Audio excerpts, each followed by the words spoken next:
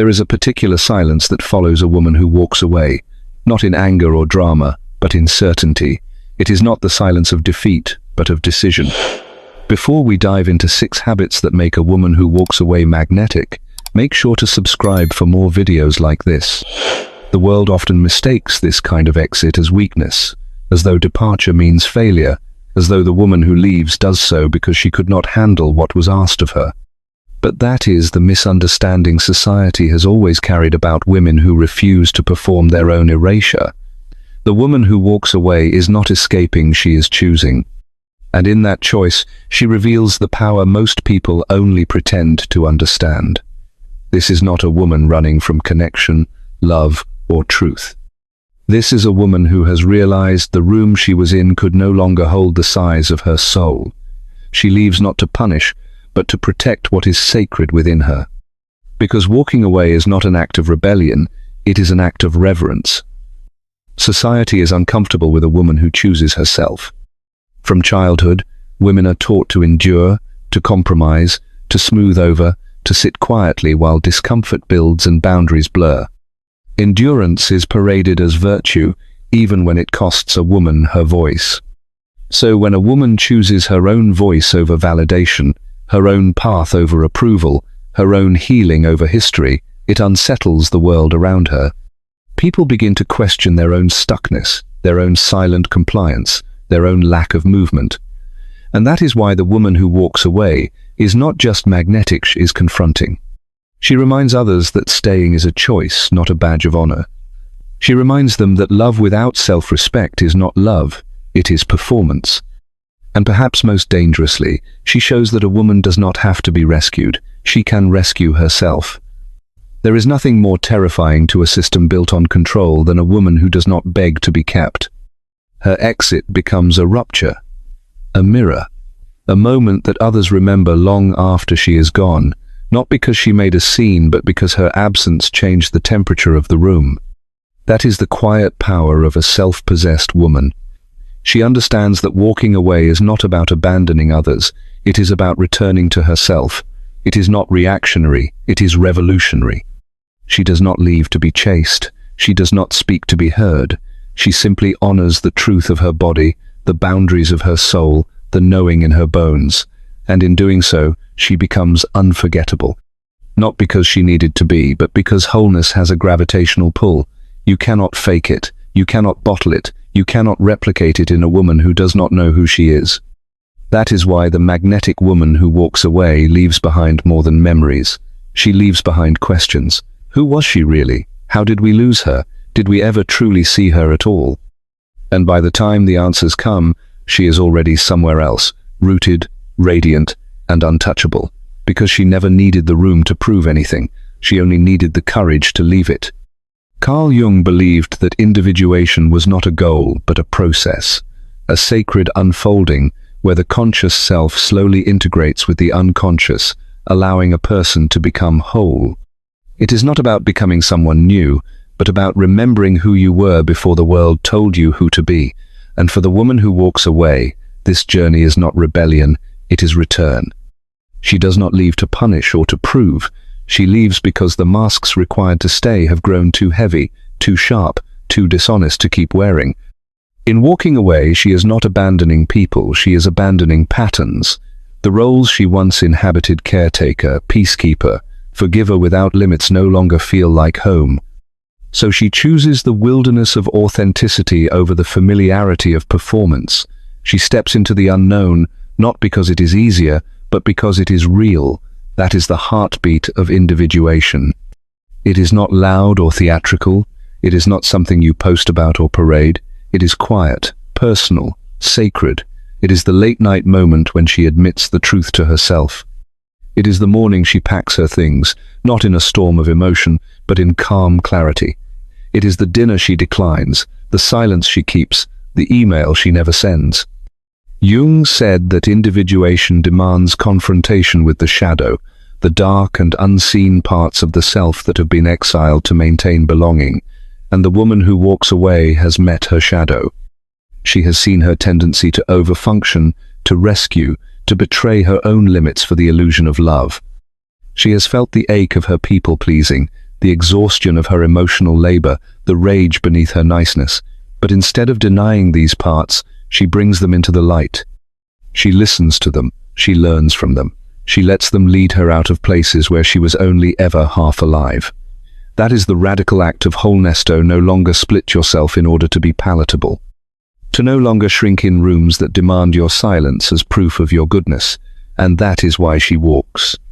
Not toward drama or revenge or self-glorification, but toward the version of herself that cannot be manipulated because she is not at war with herself.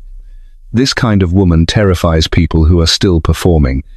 They sense, even if they cannot name it, that she no longer needs validation to breathe, that she no longer translates abandonment as proof of unworthiness, that she no longer accepts crumbs in the name of potential. Her wholeness is not arrogance, it is hard-won. It is the result of choosing discomfort over conformity, solitude over cheap connection, truth over performance. She becomes magnetic, not because she seeks attention, but because she no longer chases it. She is not easy to impress, not because she is closed, but because she is awake. She knows what it costs to betray herself, and she is no longer willing to pay that price. In Jungian terms, she has initiated herself into maturity, into integration, into soul, and in doing so, she becomes untouchable to those who only knew how to love the mask. She is no longer a mirror for other people's projections. She is the mirror that reflects back everything unresolved in others. That is the power of the individuated feminine. She does not beg to be seen. She sees herself, and in that self-seeing, she walks not away from the world, but into the sacred ground of her own becoming. There is no announcement when she leaves. No final plea, no drawn-out explanation typed at midnight hoping it might awaken decency in someone who only knew how to take. Her exit is not a performance, it is a recalibration. She simply withdraws her energy, and the air changes. Her silence speaks with more precision than her words ever did, because it is not passive, it is sovereign. When a woman has done the emotional labor, traced the patterns, handed out grace like oxygen, and still finds herself empty, she no longer explains. She disappears. And not in cruelty, but in clarity. She has learned that explanation is often a trap, a stage set by manipulators to keep her orbiting them through guilt, confusion, and self-doubt. So she steps off the stage. Jung said that withdrawal is necessary for transformation, that the psyche needs solitude to integrate its truths. And this woman knows her power is not in how loudly she can plead to be understood, but in how quietly she can reclaim what was always hers. Her attention, her kindness, her softness, they are no longer up for barter. She does not owe them to people who treated them as entitlements. And this unannounced withdrawal terrifies those who benefited from her availability. Insecure people interpret silence as punishment because they cannot imagine intimacy without control. But she is not punishing. She is preserving. Her boundaries are not brick walls, they are thresholds. And when someone has proven they cannot walk through that threshold with respect, she does not slam the door. She just stops opening it. There is no need to argue with someone who has already shown you who they are. There is no need to dissect conversations looking for signs of remorse that never existed. There is only the quiet decision to let the distance speak. In doing so, she stops bleeding for people who only applauded her when she was wounded. She stops being emotionally bilingual, translating her needs into more palatable versions for the comfort of others. She starts listening to the small voice inside that says, "Enough, this is not love, this is survival dressed up as sacrifice." Her energy becomes sacred, her time becomes intentional. Her presence becomes rare, and like anything rare, it becomes powerful. This is not the silent treatment rooted in manipulation. It is not a tactic, it is a transformation. It is what happens when a woman refuses to beg for crumbs in rooms where she once served banquets. She no longer sends messages hoping to stir guilt. She no longer crafts monologues designed to spark awakening. She no longer participates in her own depletion. Her withdrawal is an initiation into wholeness. It says, "I will no longer stay where I am made small, just to make someone else feel big." And so she walks, not in rage, but in rhythm, not in revenge, but in reverence. Her absence becomes louder than her presence ever was, not because she needed to be heard, but because the silence left behind reveals who was only ever listening to use her. In the end, it is not that she stops caring, it is that she starts caring for herself more. And in a world that teaches women to shrink themselves for the comfort of others, this habit becomes nothing short of revolutionary. She withdraws her energy without warning because she no longer needs permission to honor her worth. That is the first habit of the magnetic woman who walks away. She knows that sometimes the most powerful thing you can do is leave and say absolutely nothing at all. There comes a moment in every deeply aware woman's life when the illusion shatters, not with drama or betrayal, but with a quiet realization that what she called connection was actually captivity disguised as affection. This is what Jung would call the dissolution of the false self, the collapse of a fantasy bond, where she once confused emotional labor with love and caretaking with intimacy. The fantasy bond is seductive because it allows her to project hope onto someone unavailable, to find meaning in potential rather than reality, and to rewrite pain as purpose. But eventually, the soul grows tired of self-deception. She stops mistaking breadcrumbs for a banquet. She no longer romanticizes inconsistency as mystery or rationalizes neglect as emotional depth. She sees it clearly for what it is, a story built on fragments, stitched together by her longing to be chosen by someone who never knew how to hold her in their hands without wounding her. This collapse does not feel like strength at first, it feels like grief. Because she is not just mourning a relationship, she is mourning who she had to become to survive it. The woman who over-explained, who overgave, who over-functioned while being emotionally starved, now sees herself as she really is. Not too much, not too emotional, not too intense. Just someone who loved in a world that often confuses numbing with maturity and detachment with strength. And as the fantasy crumbles, she resists the urge to rebuild it. She sits in the ache. She faces the raw truth that she was trying to save someone in order to feel worthy of being saved herself. Jung believed that real intimacy begins after disillusionment, when the mask falls and we relate to each other as whole beings, not half-shaped projections of our inner wounds. And this woman now, awake, realizes that the relationship was never mutual. It was a stage on which she performed worthiness, hoping the audience would eventually applaud, but no more. When the fantasy bond breaks, so does the spell. The voice that once whispered, "If you just do more, he'll change," becomes silent. In its place rises a new voice, still soft but unwavering. "You were never meant to earn love. You were meant to receive it freely." And with that, her body begins to unclench. Her nervous system finds new rhythms. She no longer jumps at every notification, hoping it means he's finally ready. She no longer scans conversations for subtext. She no longer waits to be seen. Because she sees herself, the magnetic woman who walks away knows that this collapse is not her end, it is her emergence. And while others may look at her solitude and call it bitterness, they are only revealing their own fear of being without distraction. She is not bitter, she is sober. And in that sobriety, she rebuilds trust with the one person she once betrayed for the illusion of belonging, herself. She no longer plays the role of the healer, the forgiver, the one who stays no matter what. She becomes the woman who chooses reality over fantasy, self-respect over comfort, and truth over performance. And there is nothing more dangerous to systems built on female compliance than a woman who has nothing left to prove. That is what makes her magnetic. She no longer begs for clarity, she is the clarity. She no longer clings to fantasies, she breaks them, and in that breaking, she finds the freedom to become something not even she expected, a woman no longer shaped by someone else's story. There's a quiet terror in a woman who doesn't flinch when disrespected, who doesn't cry, argue, or plead when someone crosses the line. She just leaves. No scene, no begging, no second explanation.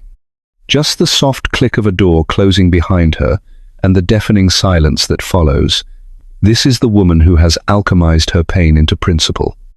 She has cried before, for men who treated her like an option, for friends who used her as emotional scaffolding, for colleagues who overlooked her until they needed her competence. She has screamed into pillows and typed long unsent messages, trying to make people understand that she too bleeds when cut. But now, she does none of that, because something sacred has shifted. Carl Jung wrote that when an individual integrates their shadow, they no longer become reactive, they become aware. This woman has stared into the mirror and seen the part of her that once accepted crumbs because it felt safer than starving, and she forgave herself. That forgiveness became her boundary. So now, when someone raises their voice, undermines her dignity, tries to pull her into the chaos of their own unresolved wounds, she doesn't escalate, she exits. Because the healed feminine doesn't stay to prove she's worthy of decency. She assumes it, and that assumption is what unsettles the insecure. They don't understand a woman who won't plead her case. They're used to testing limits and being met with justifications, negotiations, or silence, but this woman offers none. She has already made peace with her own value, and so disrespect no longer feels like a challenge, it feels like an invitation to leave, and she always accepts. There are no warnings, no long lectures, no final chances. Her absence becomes the only lesson. The moment she is treated like she can be replaced, she removes herself and becomes the void that exposes the imbalance, and it is precisely this refusal to engage that makes her magnetic. Not because she is playing hard to get, but because she is not playing at all. Her energy is no longer accessible to those who drain, confuse, or diminish it. It is not a performance of strength. It is the embodiment of it. This is not a woman hardened by pain, but clarified by it. She doesn't need to tell you she deserves better. She simply goes where she is treated accordingly. Jung believed that respect is a natural byproduct of individuation, of becoming whole enough to no longer barter one's self-worth. And she has arrived at that wholeness not through perfection, but through repetition, through leaving rooms, tables, and relationships where her peace was the price of admission. So now, when she smiles and walks away, it is not cruelty, it is conclusion. The end of the story she no longer wishes to rewrite. And the magnetic field around her grows not from how she holds on, but from how effortlessly she releases what is misaligned. The woman who walks away at the first sign of disrespect is not cold. She is warm, but she keeps her fire where it is cherished, not extinguished. She knows the cost of betraying herself to stay in places where her voice is dimmed, and so she no longer does. Her silence is not passive, it is powerful. And the door she closes behind her doesn't just end a chapter, it echoes through the lives of those who thought she'd always stay, reminding them that a woman who values herself is never truly alone. She is simply aligned. There's a particular kind of unease that settles into the bones of people who once thrived on dominance when they encounter a woman they cannot move, guilt, provoke, or manipulate. It isn't loud. It isn't a fight. It's a quiet, seeping dread that whispers you have no power here, and it rattles the very foundation of those who define their strength through the submission of others. This woman, the one who walks away without fanfare, who doesn't raise her voice because she doesn't need to prove she has one, awakens something primal in those still clinging to the illusion of control. Her presence reminds them that power isn't something you take, it's something you either have or you don't. Carl Jung taught that what we reject in others is often what we have not accepted in ourselves, and so the people who fear her most are those who have yet to reconcile their own lack of inner authority. They see her self-possession as arrogance, because they do not recognize it as self-knowledge. They interpret her peace as judgment, because it contrasts too sharply with their chaos. She becomes a mirror, not the kind that flatters, but the kind that reveals. And in that reflection, they see their attempts at manipulation fall flat, their games unanswered, their noise rendered irrelevant by the sheer silence of her certainty. She doesn't threaten them with words. She threatens them by not reacting. And in a world that feeds on emotional bait, her restraint becomes a form of rebellion. They call her cold because she doesn't flinch. They call her difficult because she doesn't yield. They call her intimidating because she doesn't explain. But what they're really saying is, I cannot control her, and that terrifies me.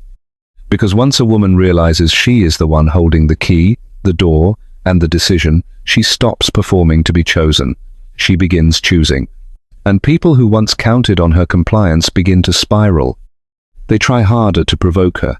They escalate. They sulk. They smear. But she does not return fire. She simply disappears, and in doing so, she creates a vacancy so loud it exposes how much noise they depended on to feel important.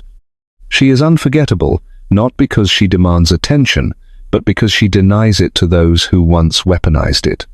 And this absence, this refusal to be pulled back into the old patterns, becomes a rupture in their system of control. Jung would say she has individuated beyond the role others tried to assign her. She no longer identifies as the pleaser, the fixer, the forgiver, or the explainable. And when a woman drops the script others wrote for her, the whole production starts to fall apart. Her power lies in her disinterest in rejoining the performance. She does not return to rewrite the ending, she ends it, and that finality is what makes her dangerous. Because in a world where power is often loud, aggressive, and overcompensating, her stillness becomes a storm. She knows who she is. She has felt the sting of being misunderstood and chosen clarity over approval. She no longer needs to be seen to feel seen. She no longer needs to be validated to feel worthy. And when you can no longer be controlled by the loss of someone else's opinion, you become the one thing insecure people cannot handle: free. The woman who walks away is not immune to pain, nor does she wear her strength like armor to prove she is unbreakable.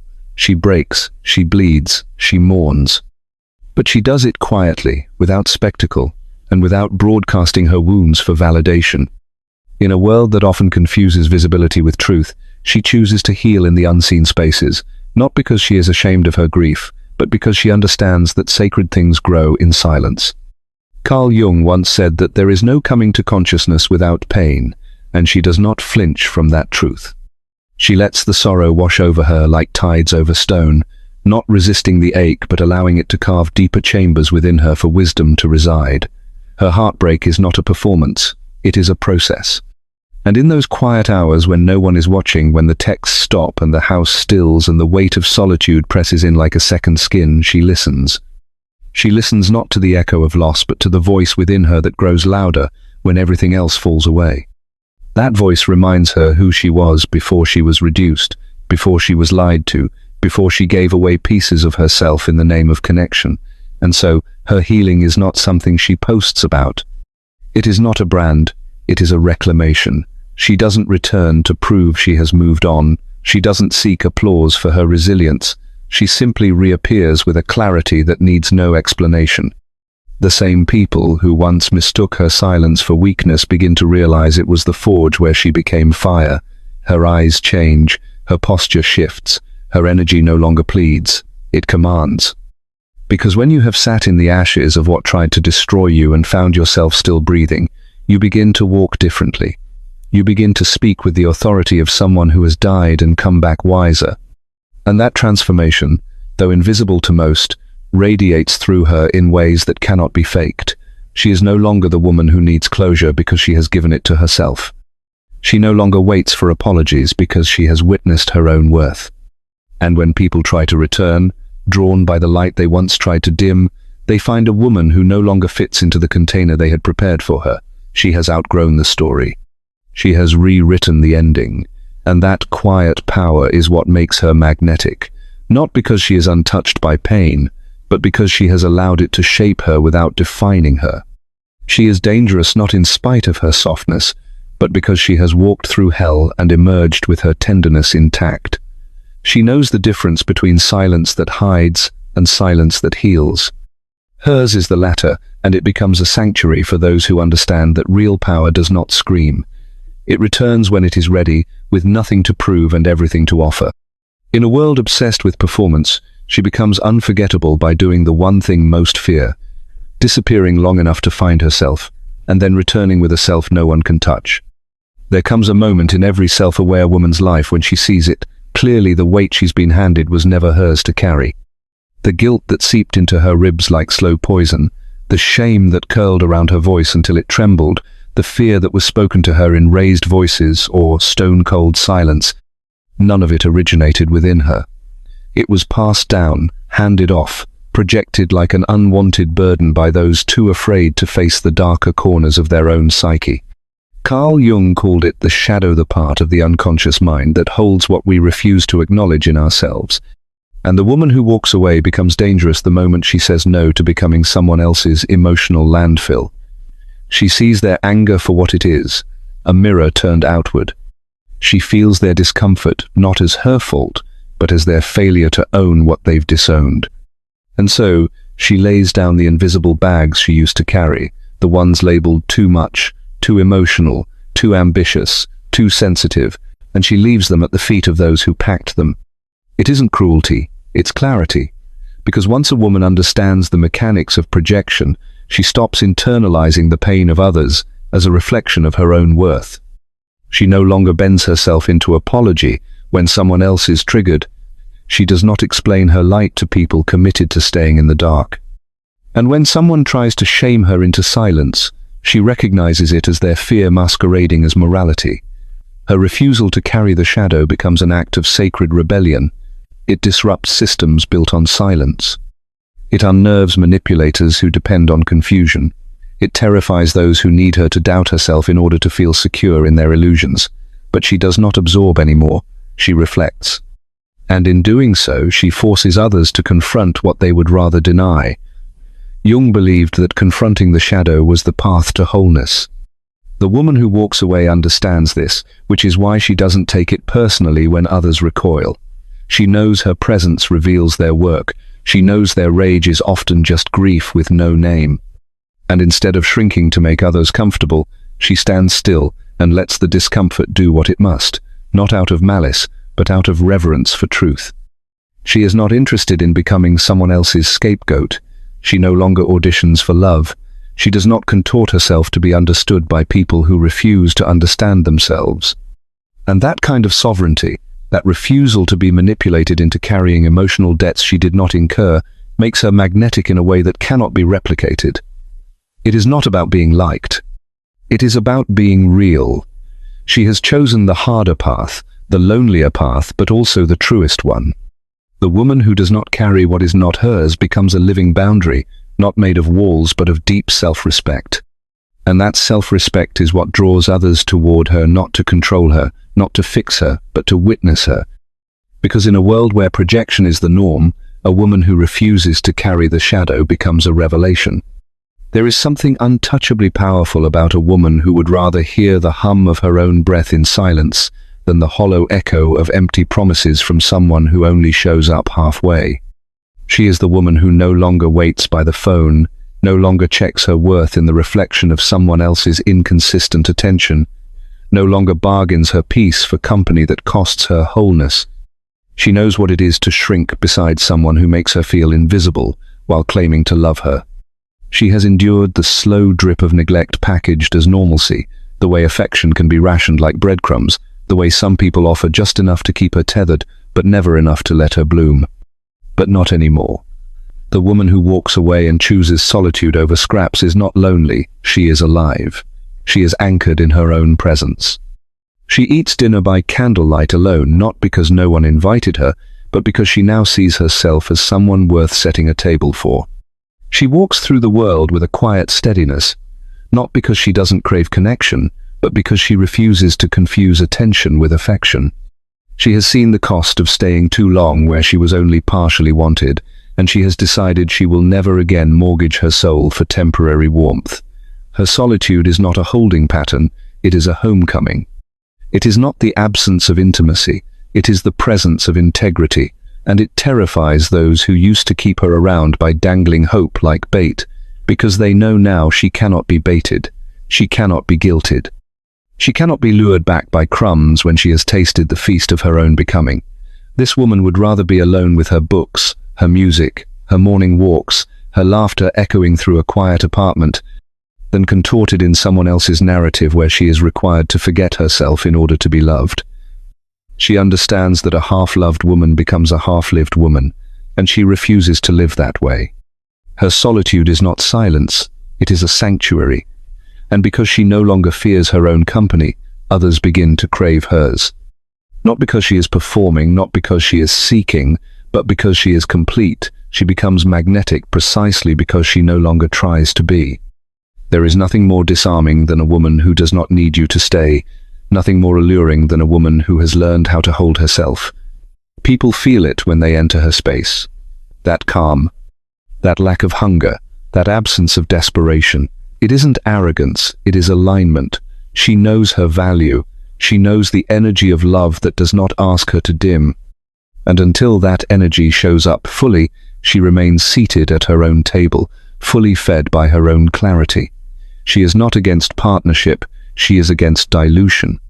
She is not hard to love, she is just unwilling to settle. And that standard, that deep commitment to her own peace over performative closeness, makes her unforgettable. Because while many chase noise, she has made quiet her crown.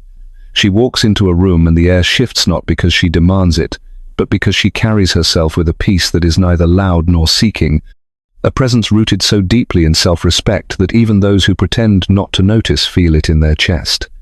Some women admire her from a distance, calling her brave, strong, mysterious or magnetic, but in hushed corners and behind casual smiles, others judge her with the sharpness of their own insecurities. They say she thinks she's better than everyone, that she's cold, that she's too picky, too proud, too independent for her own good. But underneath that judgment lives a quiet ache, the kind that only surfaces when someone else mirrors a kind of freedom you told yourself wasn't possible. She doesn't stay where she's not respected. She doesn't perform comfort in spaces that suffocate her.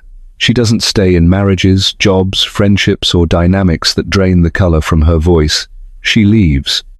Not with fireworks or long goodbyes, but with clarity and calm, and that, more than anything, threatens the stories other women were taught to uphold.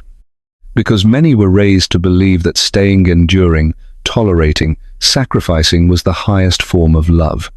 They were told that a good woman keeps the peace even if it costs her joy.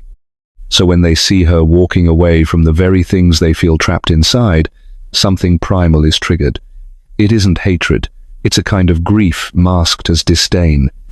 It's the sorrow of watching someone live the version of life you silenced within yourself, and it becomes easier to call her difficult than to admit your own betrayal. But she knows. She sees the way the eyes linger when she speaks up. She hears the way her choices are dissected in tones too polished to be called cruel, and still, she stays soft, she stays kind. She doesn't match the judgment with venom, because she remembers being that woman once too scared of solitude, clinging to what hurt, convincing herself that crumbs were a feast. She doesn't walk away to prove anything. She walks away because she's done waiting for a room to love her properly. And while the world keeps spinning on duty and denial, she lives by a different compass. She is not for everyone. That truth used to sting, but now it feels like liberation. Because in choosing herself, she grants quiet permission to others to do the same, and some will.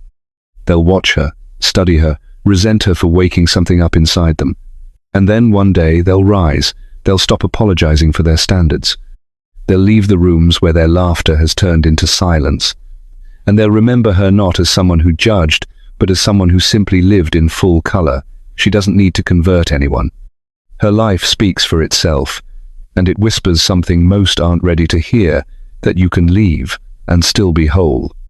That you can walk away without burning down the bridge, without begging to be seen, without making your exit a performance. That peace is a place you carry, not a prize you earn from being good enough for people who don't know how to love you. She knows who she is, and that quiet certainty unsettles those still performing belonging. But in time, even the ones who judge her will understand they never feared her strength, only what it revealed about their own silence. She used to wait, hoping that someday the people who hurt her would come back with clarity, remorse, or even just the decency to admit what they did. She used to rehearse the conversations in her head, imagining what she'd say if they finally asked her what went wrong, what they missed, what part of her they failed to hold with care. But the woman who walks without closure has stopped handing her peace to people who don't know what to do with it. She's no longer interested in dissecting the intentions of those who were careless with her heart, no longer searching through emotional debris for evidence of decency in people who made their choices.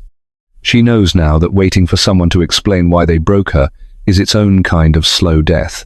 She's learned that closure isn't something they give you, it's something you choose. Not because it's fair, but because your healing is no longer tied to their courage, and so she moves, quietly, fully, without permission. She takes back the energy she once poured into text threads, old voicemails, social media posts she read between the lines. She deletes the drafts she wrote in her head at 2 a.m. and the emotional essays she never sent. She leaves the conversations unfinished and the endings messy, not because she's unbothered, but because she finally knows she's worthy of a life that doesn't keep circling the drain of other people's inability to meet her halfway.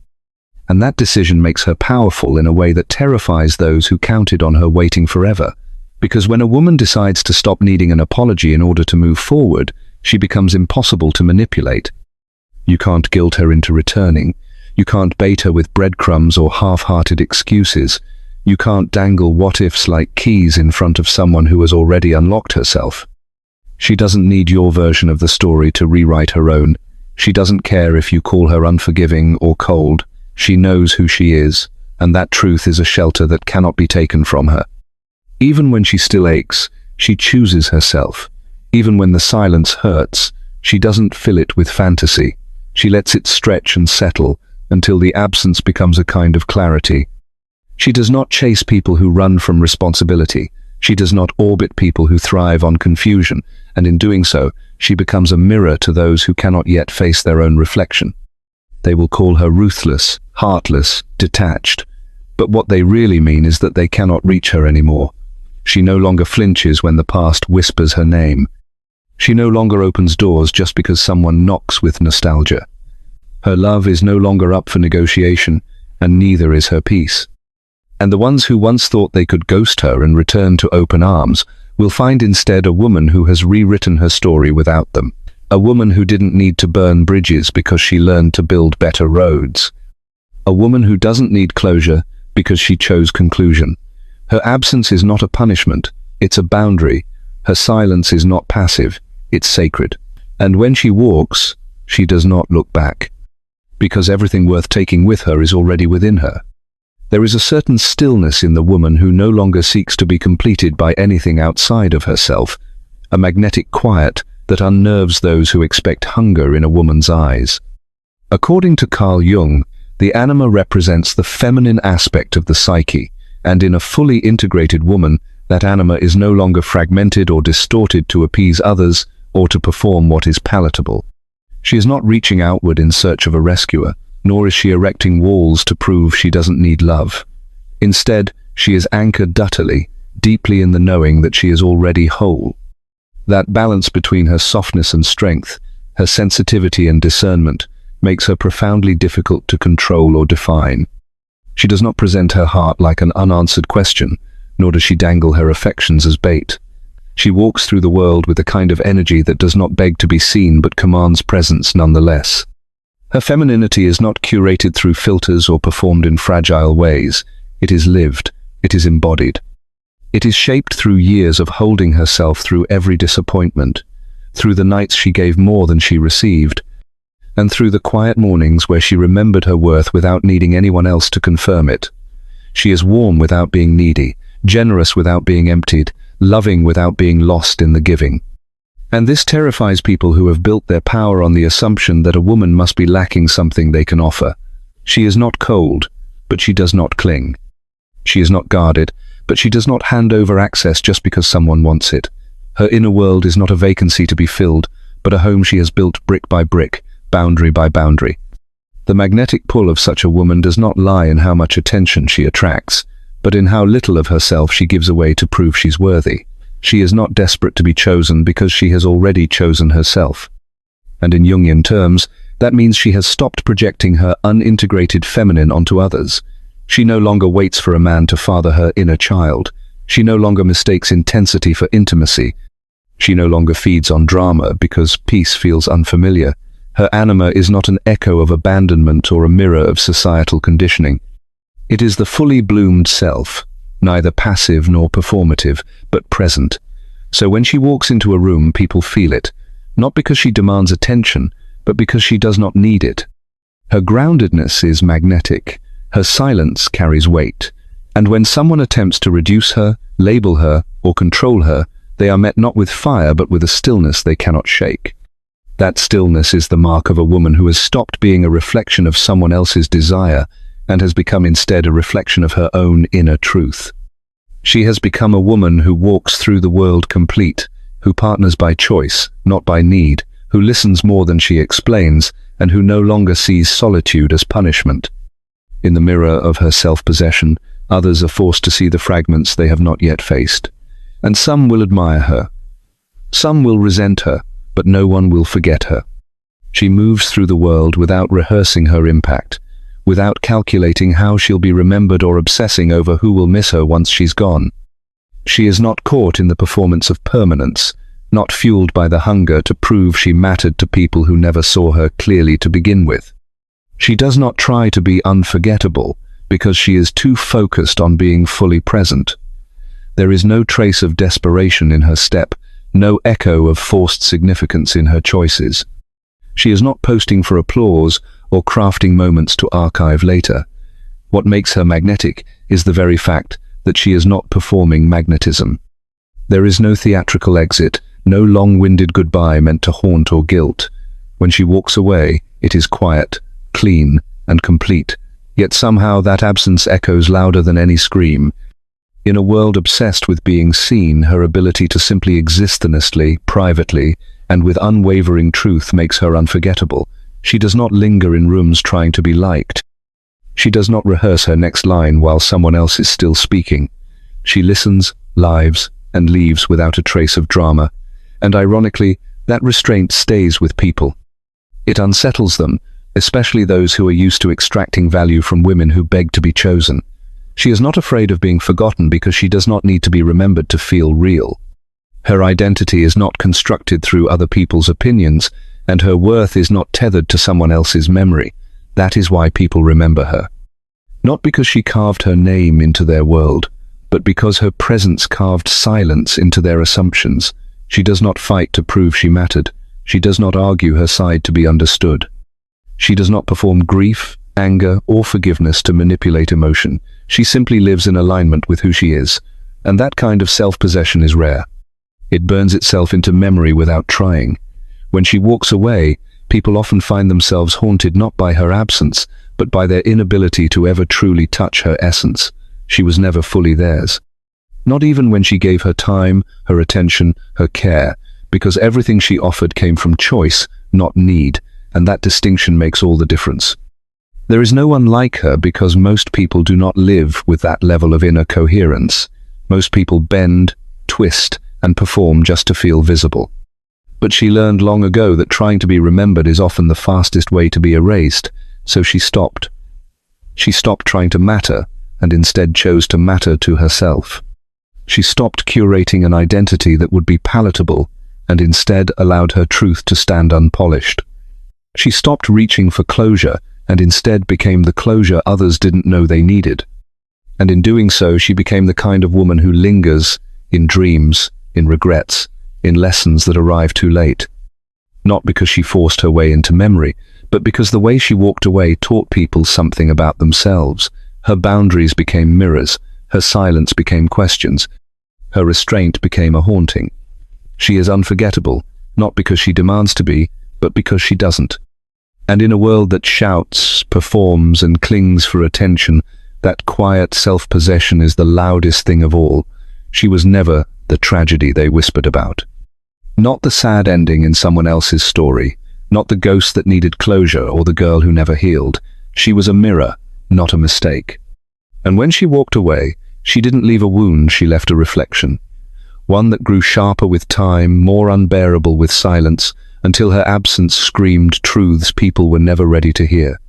Because the one who walks away doesn't vanish quietly.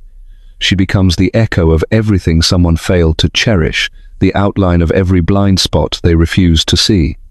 She doesn't slam doors or send long explanations. She doesn't curse or crumble or beg for understanding. She simply leaves, and in that stillness, the reckoning begins. People try to reduce her to a lesson or an old chapter, something they can file under regret and move on from.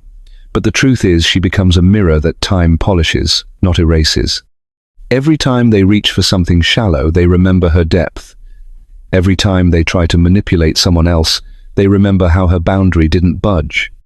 Every time they search for loyalty in someone they bought instead of earned, they remember how freely she gave hers and how fully she took it back. They try to tell themselves she wasn't that special, that the connection was imagined or overblown, but the body remembers what the ego wants to forget, the calm in her voice.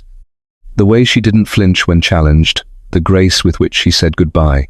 They remember how she saw through their excuses and still didn't flinch. They remember how she stayed soft without ever being small. And that memory does not fade. Not because she clung to them, but because she didn't. Not because she played games to stay relevant, but because she refused to play at all. She becomes the standard they measure others against, not because she tried to be, but because she simply was. And that's the cruelest part for those who couldn't rise to meet her. She didn't need to make them feel small. They did that to themselves, standing next to her truth. That kind of woman doesn't haunt you with bitterness. She haunts you with clarity, with the way she didn't chase, with the way she didn't wait, with the way she chose herself, not out of pride, but out of peace. And suddenly, her exit isn't just something that happened, it's something that keeps happening. In every relationship they sabotage. In every boundary they resent. In every moment they wonder why it's not enough. She is there, not as a shadow but as a mirror, reflecting back the work they still haven't done. And that reflection is not cruel. It is honest. It is quiet. It is the kind of truth that lingers, not because she left something behind, but because she took everything that was hers. She doesn't come back to explain. She doesn't revisit to soften the memory. She doesn't need to. The story tells itself. And those who misunderstood her call it heartbreak. But it was never that. It was revelation. And those who truly see her don't try to possess her, they honor her, because the one who got away didn't escape. She arrived at herself. She didn't walk away to prove a point or to make a scene or to be remembered by those who let her go. She walked away because she had finally remembered herself. And in doing so, she didn't just change the ending of someone else's story, she changed the architecture of what came after. She became the standard not because she demanded it, but because her presence rewrote the meaning of connection. Her absence became the silence people compared all future noise to. She was not the kind of woman you got over by distraction or replaced with proximity. You didn't forget her by finding someone louder or more agreeable or quicker to bend. Because she wasn't unforgettable in her beauty or her charm alone, though she likely had both. She was unforgettable in her alignment, in her refusal to abandon herself even when she loved deeply, in the way she left not to be cruel, but because she refused to stay where love had conditions and presence came with punishment.